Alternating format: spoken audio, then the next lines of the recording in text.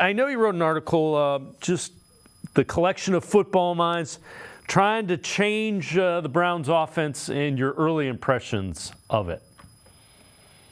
Yeah, it's an interesting thing. Like, I kind of wish if you could be a fly on a wall, like it would be a really interesting thing to take in, right?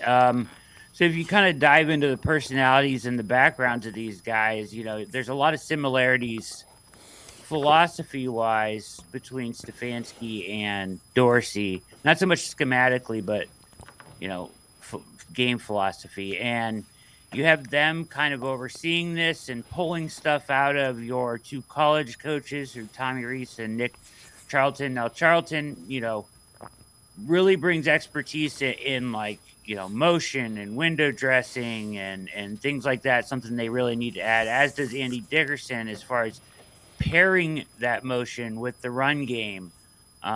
It's really interesting when you dive into the background. You wouldn't think this for the kind of offense that we're led to believe they're probably heading: more shotgun, more spread. I will say they all have a background in RPO, Dave, but heavy usage of RPO. But they're run first guys. Reese is a run first guy. Charlton's a run first guy. They believe in that heavily. So that's interesting. And it's just, this collaboration of minds that they kind of hinted at the combine when Stefanski spoke. And I just kind of thought about, at the end of the season, he always talks about, well, we're still pulling it all apart, and looking at it. Well, now they're kind of putting it back together, but they have a whole different group of minds, different expertises that can come together and create this offense. And it's exciting. I think it's exciting, and I'm anxious to see what it's going to look like on the other side, Dave. Yeah, I am too. And when I thought about it last year, because I expected the offense to change last year, but week 1, monsoon. Week 2, Nick Chubb goes down.